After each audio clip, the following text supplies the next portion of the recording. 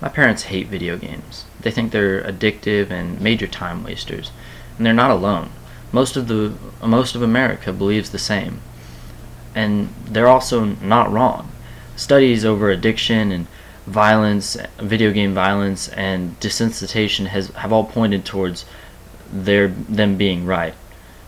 Game addiction is something that happens when you get so in depth with a game that you can't be pulled away from it, and you lash out when you are forced to separate from it.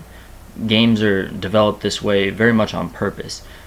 This idea that action and reward by completing a mission or by achieving something, you get a reward, is very stimulating and makes the player want to play the game for a long period of time, boosting sales, but also causing real life problems with being able to separate gaming from, or playing video games from, real life. People also become very desensitized. Many games are made to simulate real life events like war or thug or gang life. Games like Call of Duty or Grand Theft Auto, Battlefield, all simulate something that the normal person doesn't actually experience, but in the game they're able to, and it's very satisfying. And and developers know this. This has been proven over many years that those are some of the most best-selling games, are the ones that simulate violent or simulate real-world activities. Studies, both independent, company, and college-based, have proven that violent video games like Call of Duty or Battlefield or Hitman all induce people to become violent or react less to violence and graphic images in real life.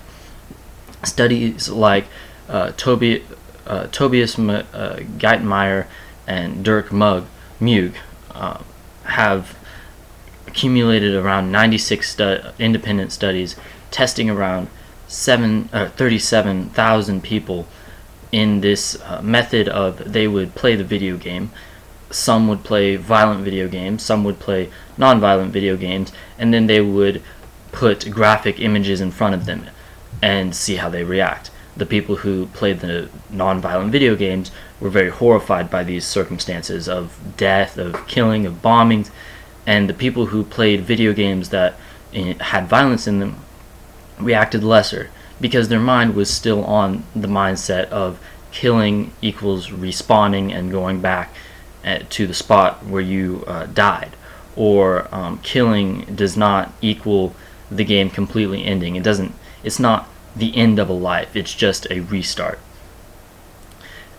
People like Brad J. Bushman of Ohio State University have tested children over the same type of methods. He used Minecraft, some Minecraft, a version with guns in it and a Minecraft without guns in it, to see how the kids would react after they played the video games. Gave them a room with toys in it and had them choose the toys that they wanted to play with. The kids who played Minecraft with guns and violence in it picked toys that actually were more violent, like play knives or play guns. And the kids who played Minecraft that was very mild and did not have any graphic images in it chose relatively normal toys like cars or trains or dolls. This has been a well-tested theory and has been a hot point for controversial whether or not we should take this very seriously in as far as addiction and desensitization goes, with especially children. Remio De Vitelli, PhD from York University, wrote a book about who also wrote a book about PTSD, described several stories of people who became so addicted and so desensitized to their video games that they believed actually that real life circumstances could be treated the same as in a video game. There was a story about a man who stabbed his friend because they were in an argument, and they got physical, and he stabbed him because he thought that was okay because he played so much of a certain video game. There was another story about a woman who left her younger daughter, very young daughter, without food or drink for a very long period of time because she was so addicted to World of Warcraft. And obviously she got sentenced for this, and so did the man. But the change in the mental change that that overcame them was a huge, wide eye-opening to studies and to people who were trying to figure out how serious we should take this.